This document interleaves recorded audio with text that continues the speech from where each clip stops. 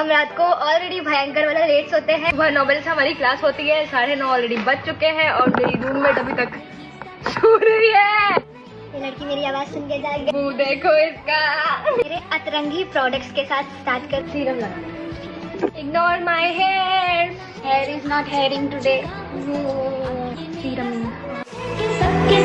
सच में moisturiser, using ये वाला सनस्क्रीन।